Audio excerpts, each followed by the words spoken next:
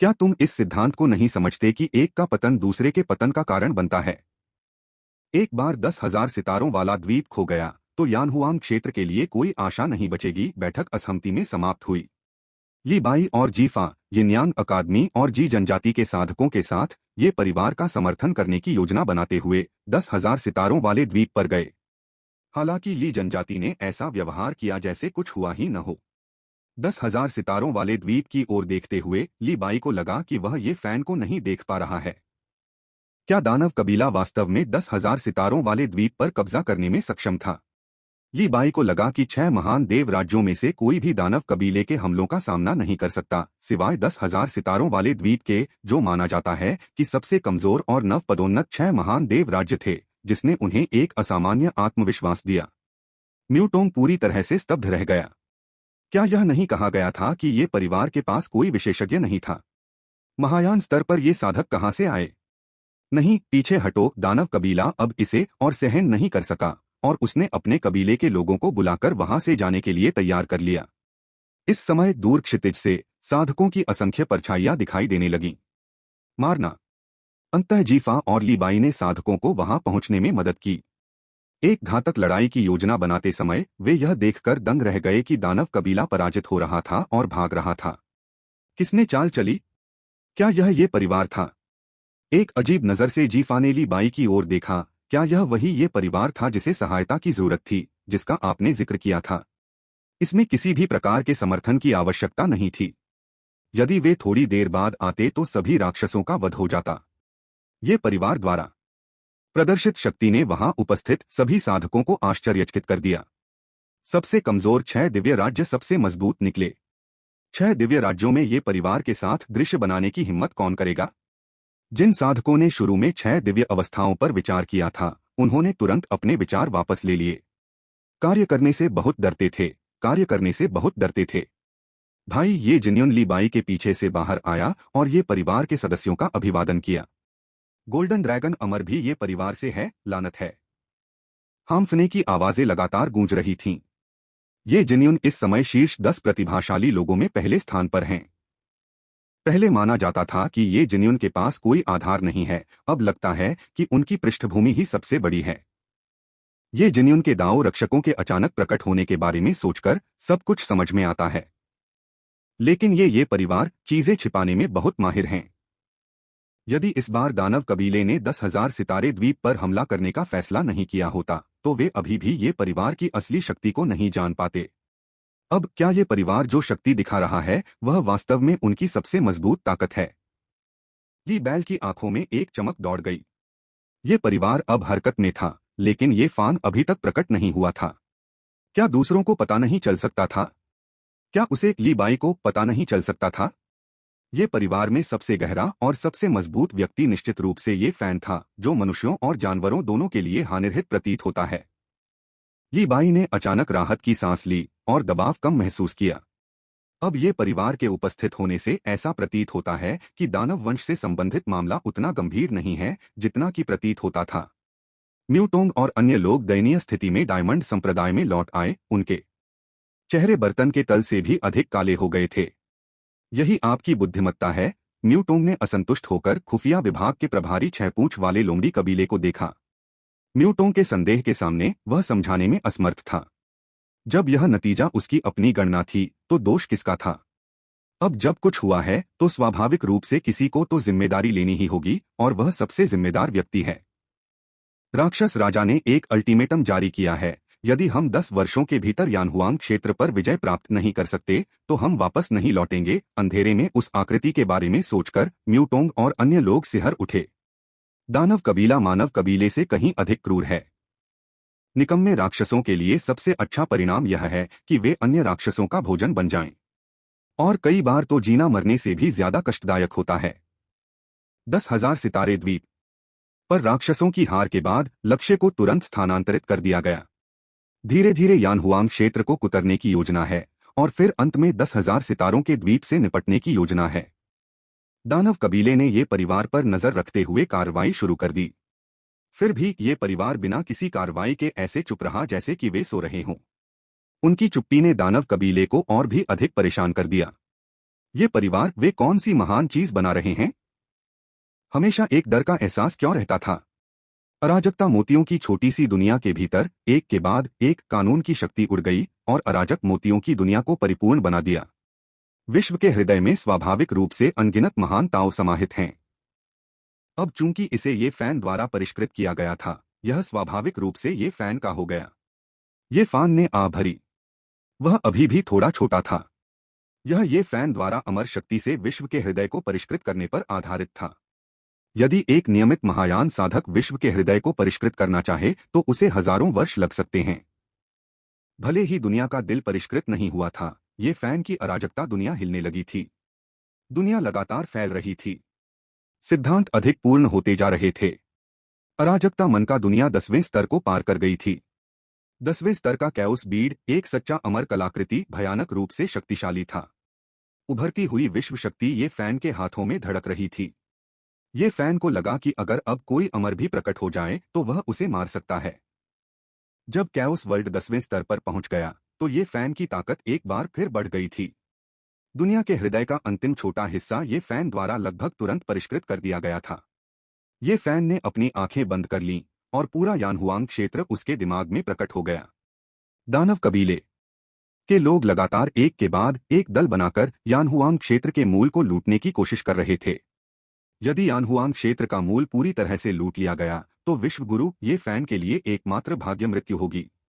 यानहुआंग क्षेत्र के अलावा ये फान यानहुआंग क्षेत्र से कुछ ही दूरी पर पास के शून्य में महसूस कर सकता था। दो आंखें यानहुआंग क्षेत्र को क्रूरता से घूर रही थीं। यह स्वर्गीय दानव क्षेत्र के महान ताओ का मूल शरीर होना चाहिए। यदि यह स्वर्गीय दानव क्षेत्र के मूल स्रोत को निगल सकता है तो यह यानहुआंग क्षेत्र को बहुत लाभ पहुंचाएगा। बड़े भाई यानहुआंग क्षेत्र के महान ताओ फिर से ये फैन के पास प्रकट हुए और ये फैन पर चिल्लाए, बड़े भाई, क्या आप मुझे बड़ा भाई कह रहे हैं? एक अज्ञात उम्र के व्यक्ति द्वारा बड़ा भाई कहलाना ये फैन के लिए स्वीकार करना थोड़ा कठिन था। यह सही है, मानवीय तर्क के अनुसार मुझे आपको बड़ा भाई कहना चाहिए क्योंकि अब से मैं आपका अनुसरण कर रहा हूं, मान गया। यह सुनकर ये फान के पास बड़े भाई की उपाधि स्वीकार करने के अलावा कोई विकल्प नहीं था। अब जब ये फैन ने विश्व के हृदय को परिष्कृत कर लिया था तो यानहुआंग क्षेत्र पूरी तरह से ये फैन के नियंत्रण में था। जब तक ये फैन चाहे वह एक ही विचार से यानहुआंग दायरे में दानव कबीले को दबा सकता था। हालांकि ये फान जल्दी में नहीं था। जवाबी कार्रवाई का समय अभी नहीं आया था। डायमंड संप्रदाय के मुख्य हॉल के अंदर रिपोर्ट, संरचना में कुछ गड़बड़ है। यह मूल को अवशोषित नहीं कर सकता है। यानहुआंग क्षेत्र की शक्ति अब और नहीं, क्या यह मूल को अवशोषित नहीं कर सकता? क्या हो रहा है? म्यूटोंग अपने चेहरे पर गंभीर भाव लिए खड़ा हो गया। तुम सब अब चले जाओ। सबके जाने के बाद काले वस्त्र पहने एक व्यक्ति मुख्य हॉल में प्रकट हुआ। वुशियांग के पूर्वज, लगता है संरचना में कोई समस्या है। इस संरचना में कोई समस्या नहीं है। किसी ने मुझसे पहले ही विश्व के हृदय को अवशोषित करना शुरू कर दिया था। हम अब और देर नहीं कर सकते। सभी को तुरंत कार्रवाई करनी चाहिए और विश्व के हृदय का पता लगाना चाहिए। अचानक दानव कुल के साधक विश्व के हृदय का पता लगाने में इतने व्यस्त हो गए कि उन्हें शहरों और क्षेत्रों पर हमला करने का भी समय नहीं मिला। विश्व का हृदय निराकार और अदृश्य है। केवल जब वे इसके प्रत्यक्ष संपर्क में आते हैं तभी वे इसकी असाधारण प्रकृति को समझ पाते हैं। प्रथम श्रेणी महान ताओ के 2 क्रॉसिंग क्लेश चरण साधक वुशियांग के पूर्वज के पास सम्मानपूर्वक खड़े थे। पूर्वज, अब हमें क्या करना चाहिए? एक विराम के बाद वुजियांग के पूर्वज ने कहा, मुख्यालय इस क्षेत्र में उतरने के लिए एक सच्चे अमर को भेजेगा। हम इसे उनके लिए छोड़ देंगे। एक सच्चा अमर व्यक्ति स्वाभाविक रूप से नश्वर संसार में नहीं उतर सकता। हालांकि यदि कोई अमर उनकी साधना को समाप्त करने के लिए तैयार है तो वे नीचे उतर सकते हैं।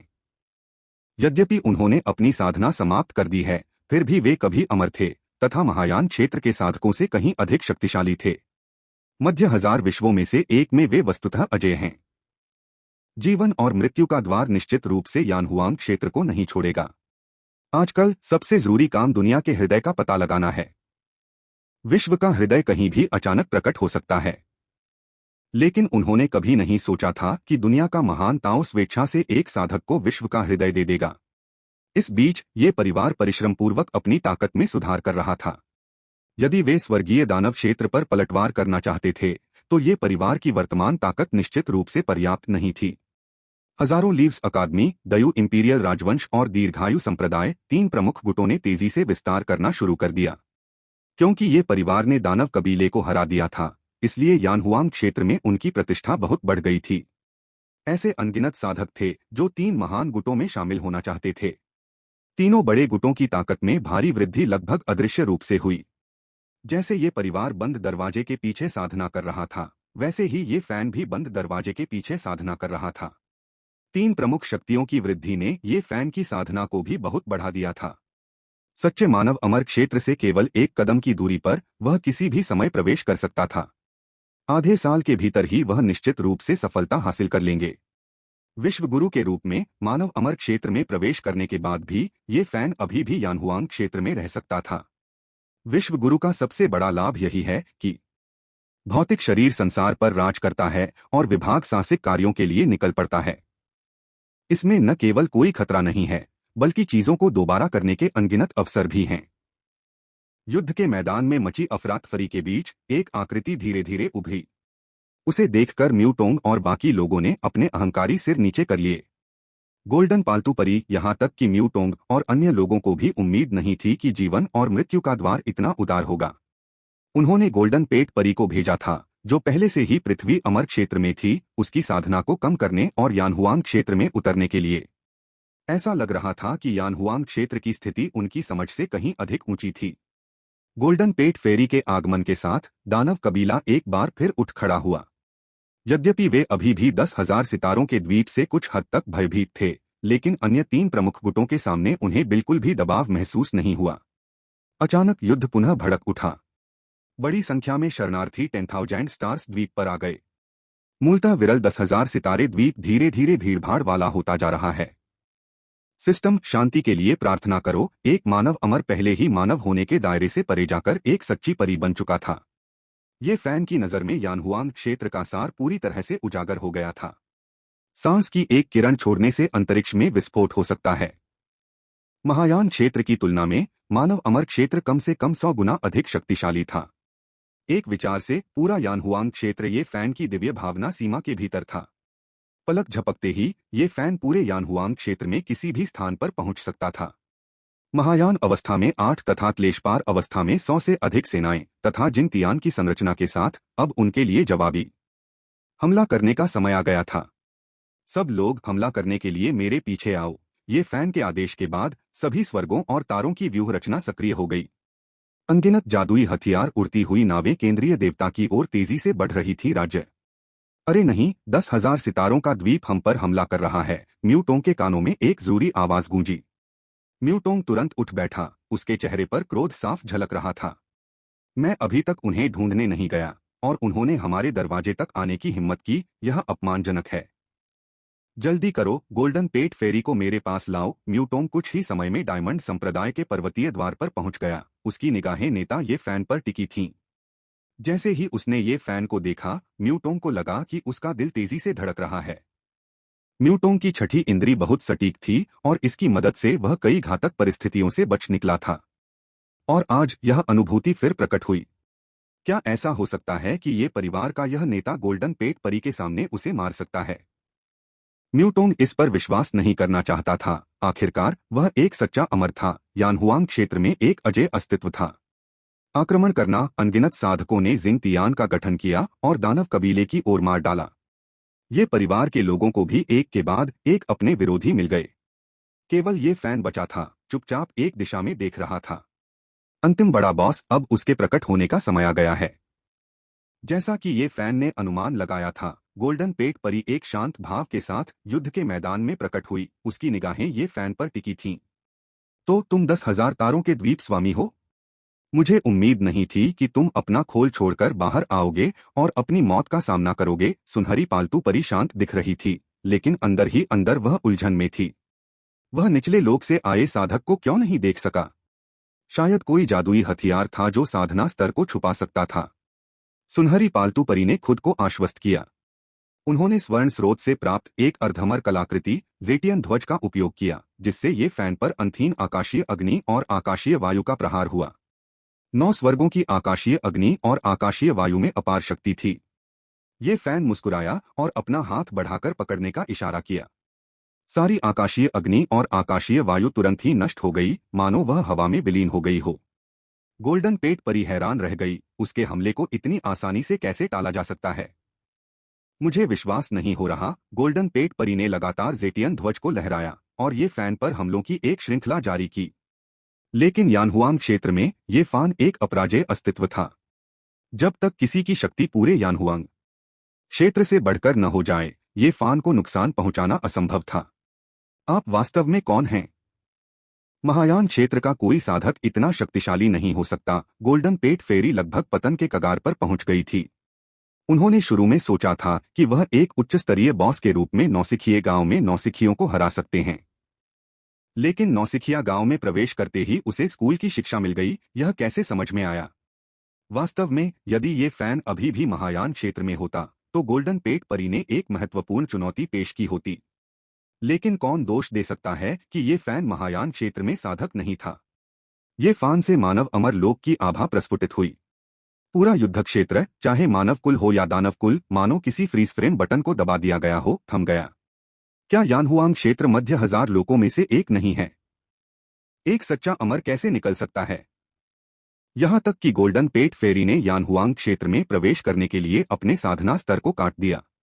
इस समय म्यूटोंग और अन्य लोग अंततः अपने होश में आए और अविश्वास में ये फैन को देखने लगे। आप यानहुआंग क्षेत्र के विश्व गुरु बनने के लिए विश्व के हृदय के साथ एकीकृत हुए। इस बिंदु पर न केवल दानव कबीले बल्कि जीफा और अन्य लोगों की भी ये फैन के प्रति निगाह बदल गई।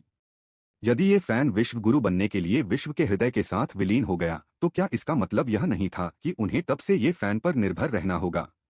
ली जनजाति की आंखों में अनिच्छा साफ दिखाई दे रही थी। वे यानहुआंग क्षेत्र को इतनी आसानी से छोड़ने को तैयार नहीं थे।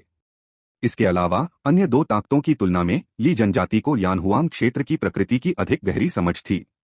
यानहुआंग क्षेत्र की नींव किसी महान हजार विश्व से कम नहीं थी। हजारों सालों से ली जनजाति प्रथम श्रेणी के महान दाओ के एक शिष्य को विश्व हृदय के साथ एकीकृत करने के लिए प्रयासरत थी। लेकिन अब तक वे सफल नहीं हुए थे। इसके बजाय ये फान पहले ही वहां पहुंच गया था। ली जनजाति इसे कैसे स्वीकार कर सकती थी? नहीं, अभी भी एक मौका है। ये कबीले की कोई विरासत नहीं है। अभी भी एक मौका है। ली जनजाति के नेता ने आंखें घुमाईं और एक और विचार लेकर आए। एक बार जब ये फैन ने खुद को विश्व गुरु के रूप में प्रकट किया तो सब कुछ तय हो गया। विश्व गुरु की दुनिया में चाहे कितने भी साधक हों, वे बेकार थे। एक विश्व गुरु को मारने वाला एकमात्र व्यक्ति दूसरा विश्व गुरु ही था। विश्व शक्ति से भरा एक घूंसा गोल्डन पेट फेरी पर जोर से लगा। गोल्डन पेट फेरी ने कभी नहीं सोचा था कि वह एक पृथ्वी अमर निचले क्षेत्र में गिर जाएगा। जल्द ही यानहुआंग क्षेत्र के सभी जानवर मारे गए। 10,000 सितारों के साधक एक पल के लिए भी नहीं रुके। दयु साम्राज्य, मेरे पीछे आओ और हमला करो। चांगशेंग संप्रदाय के शिष्यों, युद्ध में मेरे पीछे आओ। ये परिवार ने 3 प्रमुख शक्तियों के साधकों के साथ मिलकर स्वर्गीय दानव क्षेत्र पर अपना जवाबी हमला शुरू कर दिया। 3 महाशक्तियों के आक्रमण के तहत स्वर्गीय दानव क्षेत्र को बार बार पीछे धकेला गया। विश्वटकराव का वह दिन, जिसकी वे हजारों वर्षों से प्रतीक्षा कर रहे थे, अब उनकी मृत्यु का दिन बन गया था। इस बीच जब ये परिवार ने स्वर्गीय दानव क्षेत्र पर पलटवार किया तो ली जनजाति के कबीले नेता लीजियांग की आकृति चुपचाप ये परिवार के बाहर प्रकट हुई। कबीले के नेता ये एक देर से आने वाले के रूप में आप यानहुआंग क्षेत्र पर कब्जा करने के लायक नहीं हैं।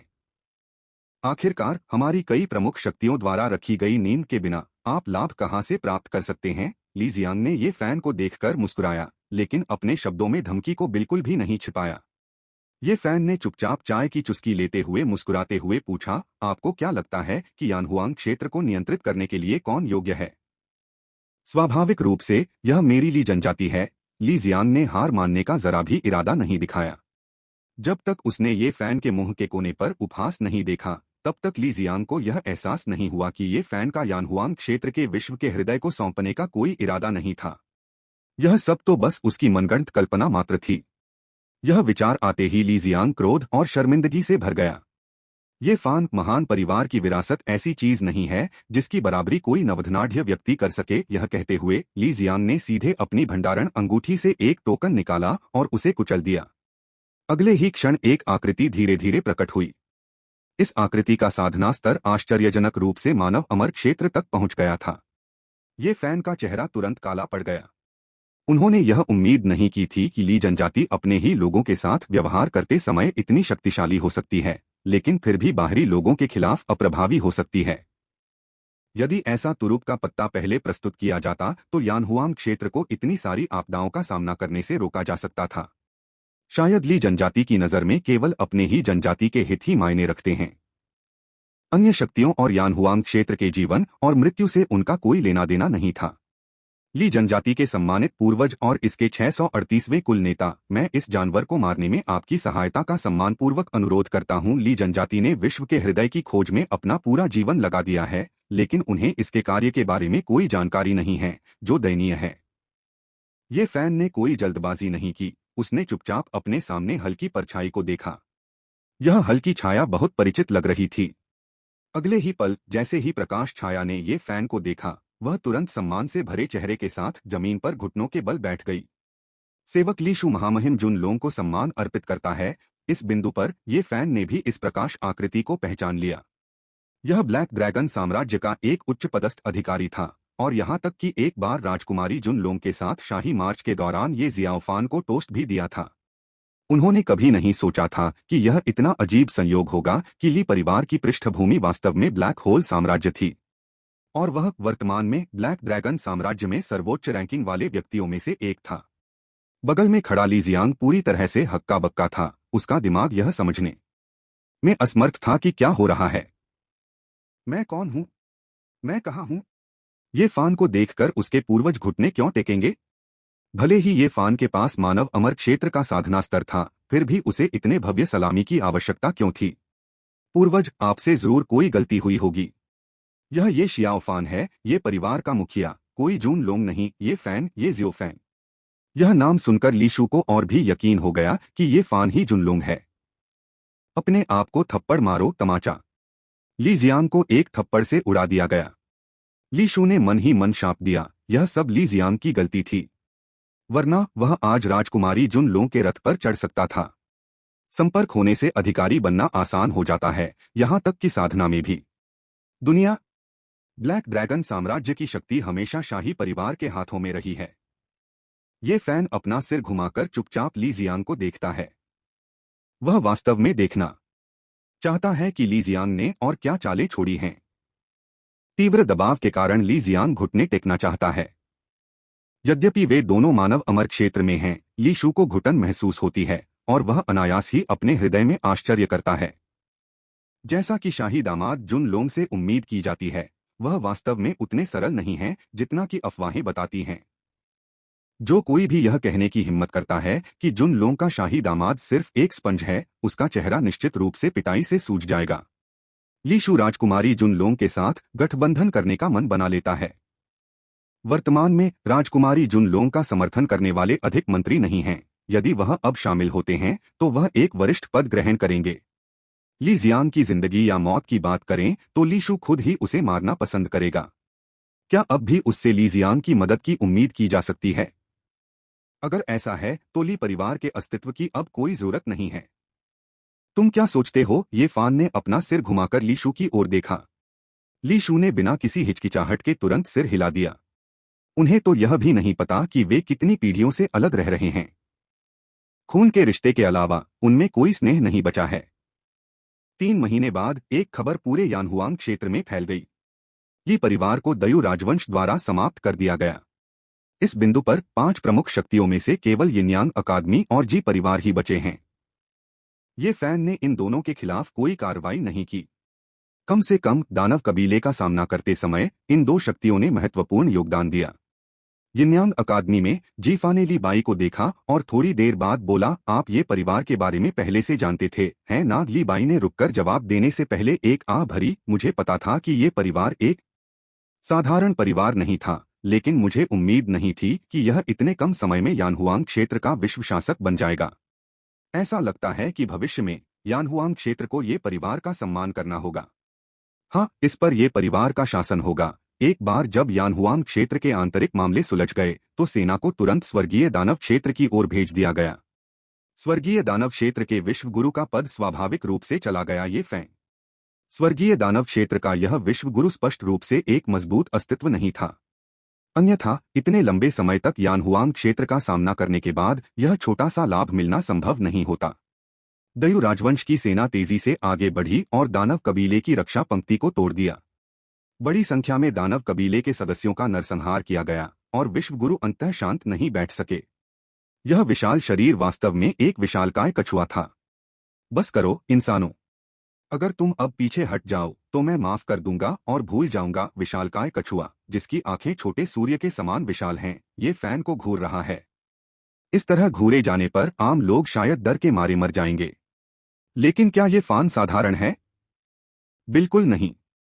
ये फैन के पास दानव कबीले से निपटने की रणनीति है। नीला ड्रैगन परिवर्तन। ये फैन का शरीर तुरंत ही एक विशालकाय एज़्योर ड्रैगन में बदल जाता है, जो विशालकाय कछुए पर झपटता है। विशाल कछुए की साधना का स्तर मानव अमरता के मध्य चरण पर है और ये फैन का नीला ड्रैगन परिवर्तन इसे संभालने के लिए पर्याप्त से अधिक है। ड्रैगन का पंजा तेजी से नीचे की ओर वार करता है और मांस का एक बड़ा टुकड़ा नोच लेता है। इसके 4 पैर जिन क्यू के लिए क्लब बना सकते हैं। इस खोल को जिनतियान के लिए एक रक्षात्मक अमर कलाकृति में परिष्कृत किया जा सकता है। आंखों को जादुई आंखों की एक जोड़ी में परिष्कृत किया जा सकता है, जिन हाई निश्चित रूप से इसे पसंद करेंगे। ये फैन ने विशालकाय कछुए को अंदर से बाहर तक बारीकी से परखा। आमतौर पर किसी विश्वगुरु को मारा नहीं जा सकता, लेकिन एक बार जब उनका मूल शरीर मर जाता है तो वे सचमुच मर जाते हैं। मानव, 1 मिनट रुको, मुझे कुछ कहना है। ये फैन कोई ध्यान नहीं देता और अपना हमला जारी रखता है। क्या तुम जानना नहीं चाहते कि मेरे पीछे कौन है? ये फैन ने कंधे उचकाकर संकेत दिया कि वह जानना नहीं चाहता। जितना ज्यादा वह जानेगा उतना ही खतरनाक होगा। न जानना ही बेहतर है। ये फैन द्वारा उसके अंगों को जबरदस्ती अलग करते देख विशाल कछुआ अंततः गिर पड़ा। जीवन और मृत्यु का द्वार तुम्हें नहीं छोड़ेगा। जीवन और मृत्यु का द्वार, इन 3 शब्दों का उच्चारण करते ही कछुए की आत्मा किसी शक्ति द्वारा टुकड़े टुकड़े हो गई और तुरंत ही उसकी जीवन शक्ति समाप्त हो गई। जीवन और मृत्यु का द्वार नाम सुनते ही अनायास ही ये फैन के दिमाग में एक कष्टप्रद चेहरा उभर आया। एमओबी, जीवन और मृत्यु के द्वार से आपका क्या संबंध है? जैसे ही विश्वगुरु नीचे गिरा, स्वर्गीय दानव क्षेत्र के आकाश से रक्त की वर्षा होने लगी। हालांकि यानहुआंग क्षेत्र के महान ताओ ये फैन के बगल में प्रकट हुए। बड़े भाई, क्या मैं अब शुरू कर सकता हूं? इसे करें, ये फैन ने सिर हिलाया। स्वर्गीय दानव क्षेत्र के विरुद्ध कार्रवाई करने का उसका प्रारंभिक उद्देश्य यानहुआंग क्षेत्र को उन्नत करना था। ये फैन की स्वीकृति के साथ यानहुआंग क्षेत्र के महान ताओ उत्साह से उड़ गए। अगले ही क्षण दोनों राज्य कांपने लगे। यानहुआंग क्षेत्र धीरे धीरे बदलने लगा। उसका भाग्य प्रबल होता गया, संसाधन बढ़ते गए और दुनिया का मूल सिद्धांत निरंतर पुनर्जीवित होता गया और वह उच्च स्थूल जगत की ओर बढ़ता गया। इस बीच स्वर्गीय दानव क्षेत्र पोषण के लिए सिमट गया। अराजकता में एक महल लगातार स्थानांतरित हो रहा था। वुशियांग, यानहुआंग राज्य क्यों ठीक होने लगा है? बड़े हॉल में सिंहासन पर काले वस्त्र पहने एक व्यक्ति ने वुशियांग के पूर्वज से पूछताछ की। महाराज, कुछ अप्रत्याशित हुआ। मुझे उम्मीद नहीं थी कि हृदय का यानहुआंग क्षेत्र में विश्व को इतनी जल्दी परिष्कृत किया जाना चाहिए। ये परिवार देखने लायक है। सभी मनुष्यों में खामियां होती हैं, चूंकि उसने यानहुआंग क्षेत्र के हृदय को परिष्कृत कर लिया है, इसलिए उसे मेरे जीवन और मृत्यु के द्वार का हिस्सा बनने दो। यानहुआंग क्षेत्र के मूल सिद्धांत को पूरी तरह से बहाल नहीं होने दिया जा सकता। काले वस्त्र पहने वह आकृति धीरे धीरे गायब हो गई। वुशियांग के पूर्वज के भीतर से अनगिनत सफेद बिंदु निकलकर यानहुआंग क्षेत्र की ओर बढ़ रहे थे। ये दृष्टिकोण अभिव्यक्तियां बन जाएंगे जो वुजियांग के पूर्वज के लिए यानहुआंग क्षेत्र में सब कुछ का अवलोकन करेंगे। दीर्घकालिक कार्य पूरा करने के लिए मेजबान को बधाई। पारिवारिक आरोहण 9 यानहुआंग मास्टर पूर्ण एकत्र किया जा सकता है। स्वर्गीय दानव क्षेत्र पर कब्जा करने के लिए मेजबान को बधाई। 10,000 से शक्ति में वृद्धि। परिवार शक्ति 7 पूर्ण एकत्र किया जा सकता है। लगभग एक ही समय पर ये फैन ने 2 सिस्टम कार्य पूरे किए, जिससे उसे बहुत खुशी हुई। सिस्टम इनाम का दावा करो। पुरस्कार पूरा करने के लिए मेजबान को बधाई। भाग्य मूल्य 30,000। सहज आध्यात्मिक जड़ अराजकता वृक्ष। नीला ड्रैगन रक्त रेखा 10 ओ। बाईजे की साधना का स्तर तेजी से बढ़ने लगा। बाईजे अब यानहुआंग क्षेत्र के संपूर्ण भाग्य का लाभ उठा रहा था। यह स्वाभाविक ही था कि उसकी साधना का स्तर तेजी से आगे बढ़ेगा। इस बार उनकी साधना का स्तर सीधे तौर पर उन्हें महायान क्षेत्र से परे मानव अमर क्षेत्र की ओर ले गया। आकर्षण बल बाइजे को तुरंत दूर ले जाना चाहता था, लेकिन ये फैन ने जल्दी से बाइजे को 10,000 क्षेत्रों के द्वार में डाल दिया और उसे पूर्वी सम्राट के शहर में भेज दिया। बाइजे को दूर भेजने के बाद ये फैन ने दूसरा इनाम एज़्योर ड्रैगन ब्लडलाइन इकट्ठा करने का फैसला किया। एज़्योर ड्रैगन ब्लडलाइन के अंतिम अपग्रेड के बाद से काफी समय हो गया है। अब यह अंततः पुनः विकसित हो सकता है। एज़्योर ड्रैगन रक्तरेखा, किशोरावस्था, बढ़ती अवधि। ये फैन ने तुरंत अपने एज़्योर ड्रैगन ब्लडलाइन की ताकत में उल्लेखनीय वृद्धि महसूस की। उसके एज़्योर ड्रैगन रूपांतरण की शक्ति भी कई गुना बढ़ गई। बाद में वंश में मजबूती का प्रत्येक अंश एक बड़ा परिवर्तन ला सकता है। रक्तरेखा शक्ति को अवशोषित करने के बाद ये फैन ने अंततः अपना ध्यान अंतिम इनाम पर केंद्रित कर दिया। जन्मजात आध्यात्मिक जड़ अराजकता वृक्ष।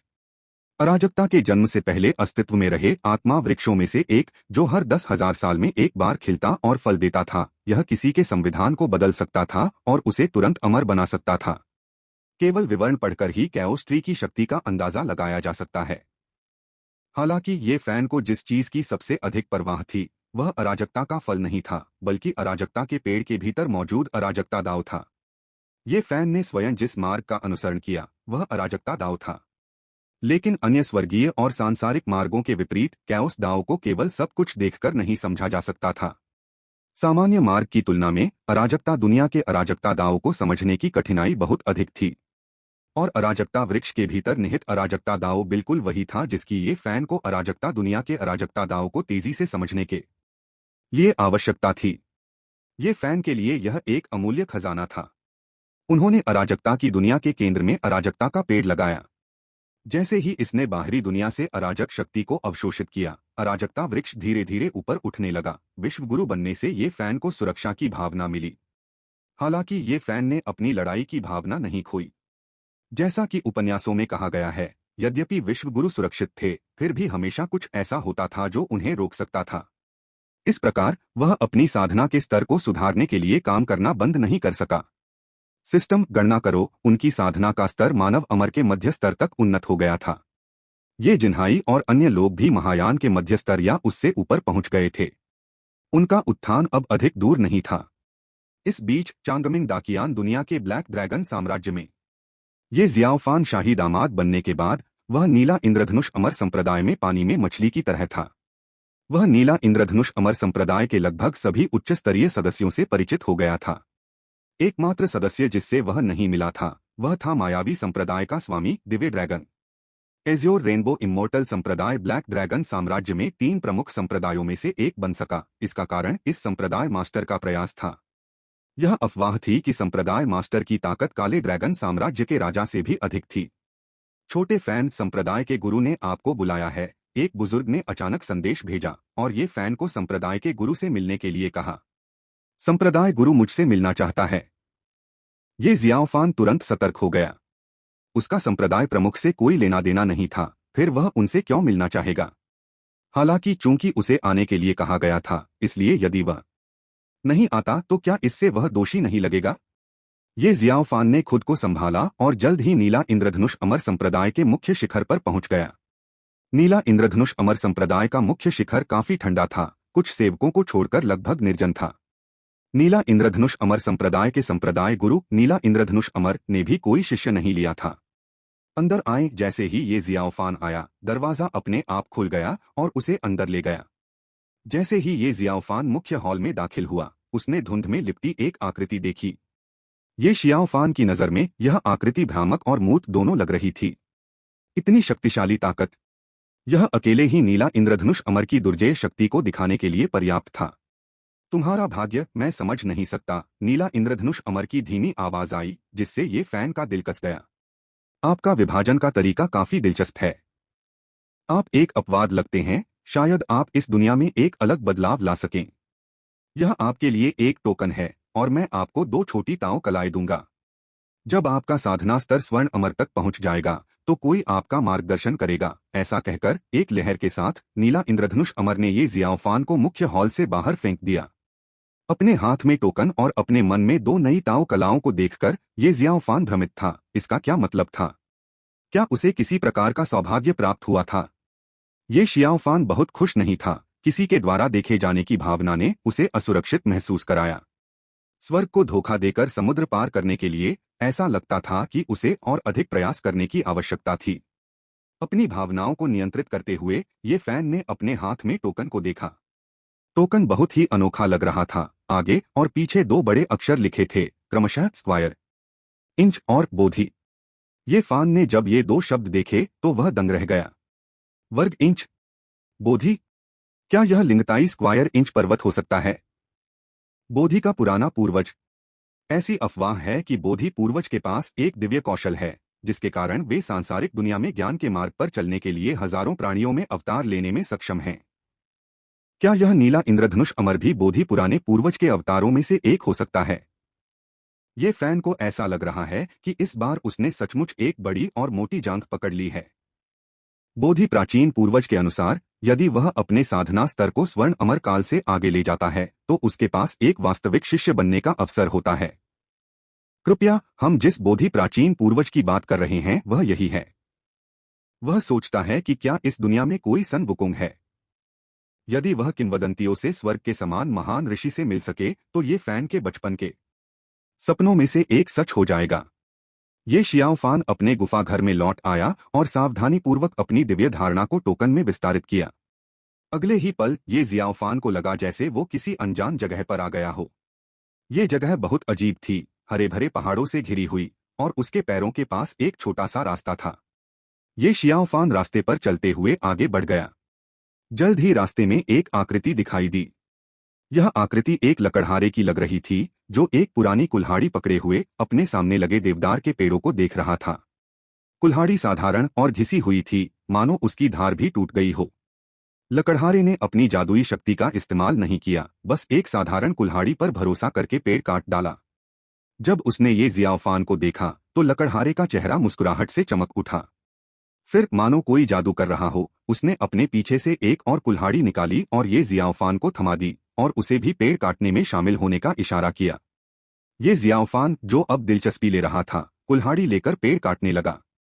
लकड़हारे को बिना किसी मेहनत के पेड़ काटते देख ये जियाओफान को लगा कि यह आसान है। लेकिन जब उसने खुद कोशिश की तो ये जियाओफान को एहसास हुआ कि वह कितना गलत था। यह साधारण देवदार का पेड़ पृथ्वी के अमर स्तर के आध्यात्मिक पेड़ जितना मजबूत था। वस्तु जादुई शक्ति का प्रयोग न करने की बात तो छोड़ ही दीजिए, यदि वह इसका प्रयोग भी करता तो भी वह पेड़ को काट नहीं पाता। कई दिनों की कोशिश के बाद हांफते हुए ये फैन हार मानने ही वाला था, तभी चुपचाप खड़ा लकड़हारा आखिरकार बोल पड़ा। इससे काटो। लकड़हारे ने अपनी छाती की ओर इशारा किया। दिल से काटना? ये जियाओफान कुछ उलझन में था। कोई अपने हृदय से पेड़ कैसे काट सकता है? 1 दिन, 10 दिन, 100 दिन, 1 साल, 10 साल।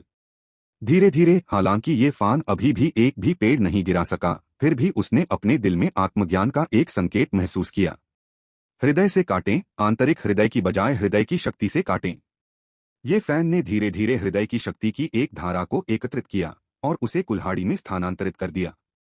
एक झनकार, चीड़ के पेड़ से चिंगारियां फूट पड़ी जो सुरक्षित रहा, लेकिन ये शियाओफान निराश नहीं हुआ, बल्कि वह और अधिक उत्साहित हो गया। ये शियाओफान ने अभ्यास करना शुरू कर दिया कि कैसे हर बार इस्तेमाल की जाने वाली हृदय शक्ति की मात्रा को बढ़ाया जाए और हृदय शक्ति की गुणवत्ता में सुधार किया जाए।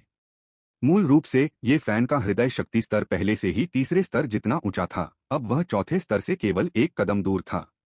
छोटे से जंगल में वह काटता रहा।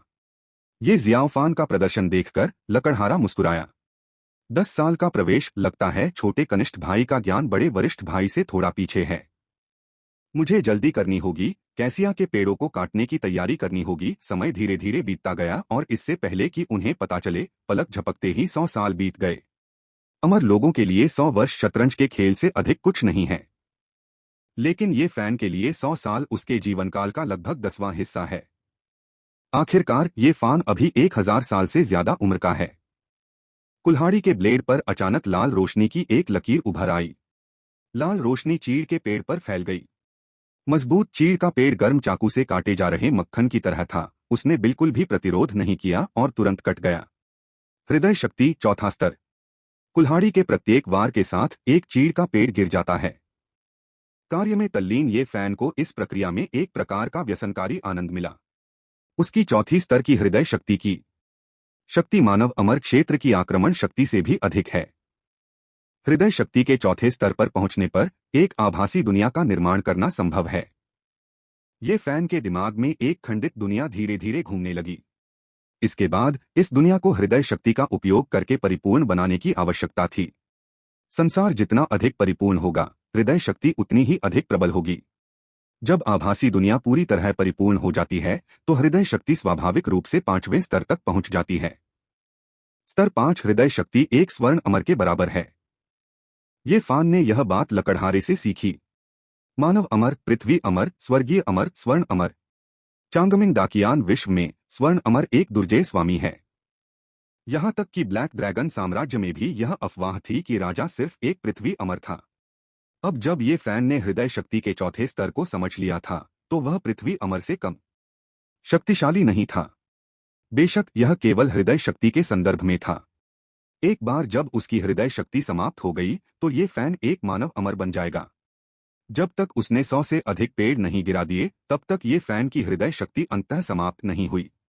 अपने हृदय की शक्ति से घबराकर ये फैन ने लकड़हारे के निशानों की तलाश की, लेकिन पाया कि वह गायब हो चुका था। अपनी हृदय शक्ति को विकसित करने के बजाय ये फैन ने अपना ध्यान 2 ताओ कलाओं की ओर मोड़ने का निर्णय लिया। दिव्य कौशलों से ऊपर ताओ कलाएं हैं, जिन्हें आगे लघु ताओ कलाओं और प्रमुख ताओ कलाओं में विभाजित किया गया है। ये फैन को 2 कलाएं प्राप्त हुई थीं, विद इन रीच और law and earth. With in reach एक गतिशीलता कौशल था जो उन्हें एक ही कदम में लंबी दूरी तय करने में सक्षम बनाता था। अन्य कानून और पृथ्वी एक शुद्ध हमला ताओ कला थी। इस विधि का प्रयोग करने पर जादूगर धरती और आकाश के आकार का हो जाता है और उसकी शक्ति 10 गुना से भी ज्यादा बढ़ जाती है। यह असाधारण रूप से दुर्जय था। ये फैन के मन में एक विचार आया और वह तुरंत एक छोटे से दानव में परिवर्तित हो गया। यद्यपि दोनों कलाएं गौण ताओ कलाएं थीं, फिर भी ये फैन यह महसूस कर सकता था कि दोनों ही कलाएं अपने पूर्ण रूप में नहीं थीं। दोनों कलाओं के पूर्ण संस्करण शक्तिशाली प्रमुख ताओ कलाएं थीं। ताओ कलाओं को साधना एक बहुत ही समय लेने वाली प्रक्रिया थी। यहां तक कि ये फान के लिए भी यह कोई ऐसी चीज नहीं थी जिसमें रातों रात महारत हासिल की जा सके। इसके अलावा दोनों कलाओं को विकसित करने के लिए ये फैन को अभी भी काफी मात्रा में संसाधन जुटाने की आवश्यकता थी। इन परिस्थितियों को देखते हुए अब यहां और अधिक समय तक रहने की कोई आवश्यकता नहीं थी। एक विचार के साथ ये फैन पूर्वी सम्राट शहर लौट आया। इसके बाद के दिनों में ये फान ने खुद को 2 ताओ कलाओं की साधना में समर्पित कर दिया। इसके अलावा उन्होंने स्टार पिकअप हैंड कला की भी उपेक्षा नहीं की। 1000 लीव्स पैवेलियन ने पहले ही आसपास के शहरों में काम शुरू कर दिया था, जिससे ये परिवार को संसाधन जुटाने और ये के लिए विभिन्न सामग्रियां इकट्ठा करने में मदद मिली। पंखा 10 वर्षों के बाद स्टार पिकअप हैंड अंततः चौथे स्तर पर पहुंच गया और निम्न श्रेणी के अमर आर्टिफैक्ट की ताकत तक पहुंच गया। एक हथेली से विशाल चांगमिंग दकियान दुनिया का स्थान भी ये फैन ने फाड़ दिया। 30 साल बाद उन्होंने कानून और पृथ्वी कला में महारत हासिल कर ली थी। अंतिम 30 वर्षों में ये फैन ने 10 चरणीय आध्यात्मिक वस्तु अंतरिक्ष कमल, जिसे खोजना कठिन था, को परिष्कृत किया और सफलतापूर्वक पहुंच के भीतर में महारत हासिल की। लगातार साधना के वर्षों ने ये फैन को कुछ हद तक थका हुआ महसूस कराया। साधना से एक दुर्लभ अवकाश लेते हुए ये फैन यान हुआंग क्षेत्र में लौट आया और चुपचाप अकेले दुनिया भर में घूमता रहा। यान हुआंग क्षेत्र का ये परिवार अब मूल रूप से तीसरी पीढ़ी द्वारा प्रबंधित किया जाता है। तीसरी पीढ़ी का साधना स्तर अब पारलौकिक क्लेश चरण तक पहुंच गया है। यान हुआंग क्षेत्र में उनका पर्याप्त नियंत्रण था। यदि वास्तव में कुछ हुआ है तो भी आलसी और निकम्मा बाइजे मौजूद है। 10,000 लोगों के द्वार के अस्तित्व के साथ ये परिवार के साधकों पर महान ताओ द्वारा प्रतिबंध नहीं लगाया जाएगा और वे दोनों लोगों के बीच स्वतंत्रतापूर्वक यात्रा कर सकेंगे। 1000 पत्ती वाला शहर अब पूरे यान हुआंग क्षेत्र में फैल गया है। 200 वर्षों में यान हुआंग क्षेत्र, जो कि तबाह हो चुका था, अंततः पुनः जीवंत हो गया है। इसके अलावा यान हुआंग दायरे के मूल सिद्धांत के संवर्धन के कारण अब इसे विकसित करना और उसमें सफलता प्राप्त करना 200 साल पहले की तुलना में और भी अधिक आसान हो गया है। यदि दानव कबीले ने फिर से यान हुआंग क्षेत्र पर आक्रमण करने की हिम्मत की तो उन्हें निश्चित रूप से बड़ा नुकसान होगा। अनजाने में ये फैन पूर्व मध्य क्षेत्र महाद्वीप में स्थित 1000 पत्तियों अकादमी में पहुंच गया। अकादमी अब ईस्ट स्टोन टाइगर और ईस्ट स्टोन लेपर्ड भाइयों के नियंत्रण में है। भाइयों का साधना स्तर अब महायान क्षेत्र में है। वे उत्थान से बस एक कदम दूर हैं। उनकी साधना की गति वास्तव में असाधारण है। इसमें कोई आश्चर्य नहीं कि उनके पास अमर शरीर है। जब दोनों चांगमिंग दकियान विश्व पर चढ़ेंगे तो संभवतः वे सभी प्रमुख ताकतों के बीच हाथापाई का कारण बनेंगे। हालांकि ये फान का हस्तक्षेप करने का कोई इरादा नहीं था। ऐसी प्रतिभाओं को अपने विकास पथ में हस्तक्षेप की आवश्यकता नहीं होती। फिर भी ये फान ने सुनिश्चित किया कि उनके लिए संसाधन तैयार रहें। एक पल सोचने के बाद ये फान ने 1000 लीव्स अकादमी जाने का फैसला किया। ईस्ट स्टोन टाइगर की सीधे तलाश करने के बजाय वह मुख्य द्वार से अकादमी की ओर आराम से टहलता रहा। जल्द ही लोगों ने साधारण दिखने वाले ये फैन पर ध्यान देना शुरू कर दिया। जब उन्होंने उसका चेहरा स्पष्ट रूप से देखा तो वे यह देखकर हैरान रह गए कि उसका चेहरा अकादमी चौक में लगी मूर्ति से काफी मिलता जुलता है। यह आदमी 1000 लीव्स अकादमी के संस्थापक से इतना मिलता जुलता क्यों दिखता है? 1000 लीव्स अकादमी के संस्थापक, बेशक वे उन्हें जानते थे। वह यान हुआंग क्षेत्र के विश्व गुरु थे, जो ये परिवार के एक महान व्यक्ति थे। और अब यह महान हस्ती 1000 लीव्स अकादमी में वापस आ गई थी। बिना किसी दिखावे के ये फैन ने गर्मजोशी से छात्रों का अभिवादन किया, जिससे वे बहुत उत्साहित हो गए। कुछ लोग जो ये फैन से हाथ मिलाने में कामयाब रहे, उन्होंने तो यहाँ तक कह दिया कि वे अपने जीवन काल में कभी भी हाथ नहीं धोएंगे। जल्द ही 1000 लीव्स अकादमी के उच्च अधिकारियों को ये फैन की यात्रा के बारे में सूचित किया गया। मास्टर, आप अंततः आ ही गए। अध्यापक ये फैन को देखते ही ईस्ट स्टोन टाइगर और ईस्ट स्टोन तेंदुए की आंखें उत्साह से लाल हो गईं। ईस्ट स्टोन लेपर्ड ये फैन को मास्टर कहकर संबोधित नहीं कर सकता था, इसलिए वह उसे केवल शिक्षक ही कह सकता था। लेकिन उनके दिलों में ये फैन उनके पिता से अलग नहीं था। ये फैन के बिना वे उस आदमी द्वारा क्रूरता से मारे गए होते जो दिखावा कर रहा था बहुत पहले बूढ़ा आदमी हो गया था। ठीक है, इतना भावुक मत हो। मैं बस यह देखने के लिए रुका था कि तुम कैसे हो, ये फैन ने ईस्ट स्टोन टाइगर और ईस्ट स्टोन लेपर्ड के साथ उनके घर लौटते हुए कहा। गुफा वाला घर। तुम दोनों जल्द ही ऊपर चढ़ जाओगे। हालांकि ऊपरी दुनिया में मेरे कुछ उद्यम हैं। 1000 पत्ते अकादमी अभी भी आप दोनों पर निर्भर है। ये संसाधन अपने उपयोग के लिए रखें। अगर ऊपरी क्षेत्र में तुम्हें कोई परेशानी आए तो ब्लैक ड्रैगन साम्राज्य में जाओ और मुझे अपने स्वामी को ढूंढो। मैं तुम्हारी मदद के लिए वहां मौजूद रहूंगा। ये फैन की बातें सुनकर ईस्ट स्टोन लेपर्ड सख्त हो गया। ये फैन ने तुम दोनों कहा था, विशेष रूप से ईस्ट स्टोन टाइगर नहीं। क्या इससे यह संकेत मिलता है कि ये फैन ने भी उसे स्वीकार कर लिया था? तुम वहां किस लिए खड़े हो? ईस्ट स्टोन टाइगर ने ईस्ट स्टोन तेंदुए को एक लात मारी। मास्टर से मिलिए, यह कहते हुए ईस्ट स्टोन लेपर्ड बिना किसी हिचकिचाहट के जमीन पर घुटनों के बल बैठ गया। इससे संकेत मिलता है कि ये फैन ने आधिकारिक तौर पर अपने दूसरे शिष्य को स्वीकार कर लिया था। जब ये फैन चला गया तो ईस्ट स्टोन टाइगर और ईस्ट स्टोन तेंदुए ने उस स्टोरेज रिंग को देखा जो ये फैन ने उन्हें दी थी। दोनों को 2 निम्न श्रेणी की अमर कलाकृतियां प्राप्त हुईं, एक आक्रमण के लिए और एक रक्षा के लिए, साथ ही विभिन्न प्रकार की अमर गोलियां भी। यहां तक कि वास्तविक अमर लोग भी अब उन दोनों भाइयों जितने धनी नहीं होंगे। वे हंसे बिना नहीं रह सके। उनके गुरु ये फैन हमेशा बहुत उदार थे। अपनी साधना के आरंभ से ही ये फैन ने संसाधनों के मामले में उन्हें कभी भी कम नहीं आका, और अब भी यही स्थिति है। ऐसे गुरु का मिलना उनके लिए जीवन भर का सौभाग्य था। जब वे ऊपरी दुनिया में पहुंचेंगे तो वे 1000 पत्तियों वाली अकादमी को विकसित करेंगे। निचली दुनिया में सच्चे ड्रैगन लगभग विलुप्त हो चुके थे। हालांकि इस असीम दुनिया में ड्रैगन कबीला अभी भी मौजूद है, और काफी संख्या में। ब्लड ड्रैगन वंश का उदय हुआ है, ठीक ब्लैक ड्रैगन साम्राज्य में। काला ड्रैगन साम्राज्य? क्या यह काले ड्रैगन के 18वें बेटे द्वारा स्थापित छोटा साम्राज्य नहीं है? क्या उनके पास किसी पूर्वज वंश से रक्त ड्रैगन को विकसित करने की क्षमता है? शायद यह उसका नहीं है, लेकिन चलो जाकर देखते हैं, तब हमें निश्चित रूप से पता चल जाएगा। उत्तरी सागर ड्रैगन कबीले के भीतर ब्लैक ड्रैगन साम्राज्य के पास एक रक्तलाल ड्रैगन बॉल अचानक कंपन करने लगी। ये परिवार के भीतर लिटिल रेड ड्रैगन ने अंतः ड्रैगन बॉल से शक्ति का अंतिम हिस्सा अवशोषित कर लिया। इसकी साधना का स्तर सफलतापूर्वक मानव अमर क्षेत्र तक पहुंच गया। अप्रत्याशित रूप से ये परिवार से मानव अमर क्षेत्र तक पहुंचने वाला पहला व्यक्ति छोटा लाल ड्रैगन होगा। अगर बिना कहे ही कहें तो ड्रैगन बॉल एक अनोखा खजाना, अविश्वसनीय रूप से शक्तिशाली है। ये जिनसेन भी एक सफलता के दौर से गुजर रहा था। जब लिटिल रेड ड्रैगन ने रास्ता तोड़ दिया तो ऊब महसूस करते हुए उसने ये फैन को ढूंढने का फैसला किया। ठीक उसी समय पूर्वी सम्राट नगर के ऊपर आकाश में दो विशाल आकृतियां, एक काली और एक लाल, धीरे धीरे उतरी। काले ड्रैगन के सिर पर एक गहरा काला मुकुट था। काले ड्रैगन साम्राज्य का शासक। दूसरा पूर्वी समुद्री ड्रैगन कबीले के बुजुर्गों में से एक था, एओचुन। एक पृथ्वी अमर शिखर और एक स्वर्गीय अमर मध्यवस्था। उनकी शक्तिशाली आभा के दबाव से पूरे पूर्वी सम्राट शहर में सांस लेने में कठिनाई होने लगी। ये फैन, जो एकांत में था, ने तुरंत अपनी आंखें खोली। वह बता सकता था कि आगे मुसीबत आने वाली है। पलक झपकते ही ये फैन तुरंत आकाश की ओर चला गया। जब उसने काले लबादे में आकृति को देखा तो ये फैन तुरंत दंग रह गया। क्या यह ब्लैक ड्रैगन साम्राज्य का शासक उसका नाम मात्र का ससुर नहीं था? और दूसरा कौन था?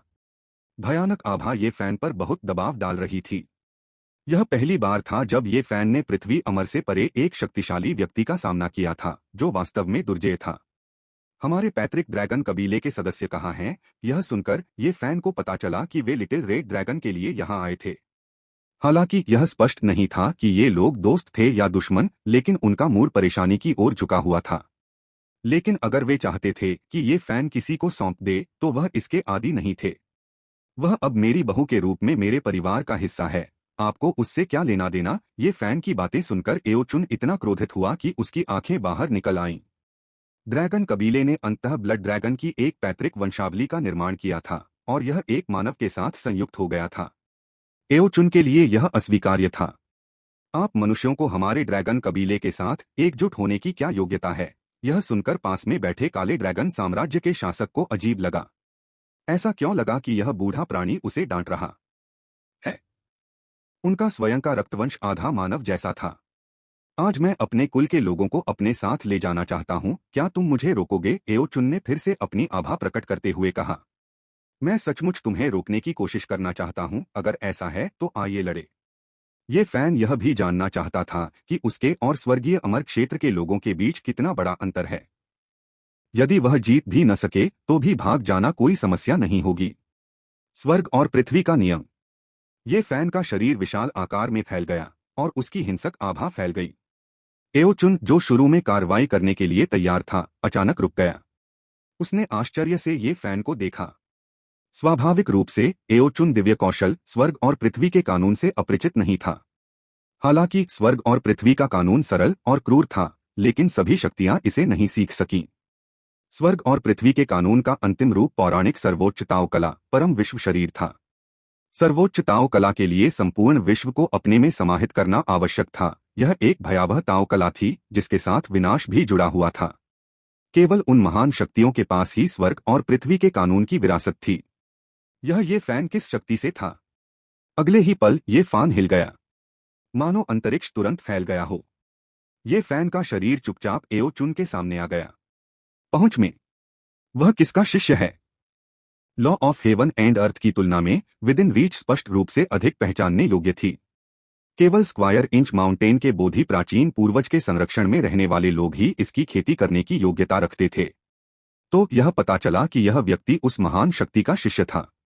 एओचुन थोड़ा पछतावे से भरा हुआ था। उसके चेहरे पर एक कड़वी मुस्कान थी, लेकिन यह सोचकर कि वह अभी बहुत दूर नहीं गया है और ड्रैगन कबीले के साथ सुलह करने का अभी भी एक मौका है, उसने फिर से मुस्कुराहट प्रकट की। ये फैन ने एओचुन की अभिव्यक्ति को खुद के द्वारा मुक्का मारे जाने और फेंके जाने की प्रतिक्रिया में तेजी से बदलते हुए देखा। अचानक उसकी पीठ में जकड़न महसूस हुई। यह बूढ़ा प्राणी कोई अजीब किस्म का प्राणी तो नहीं था, अन्यथा वह ऐसा व्यवहार क्यों करता?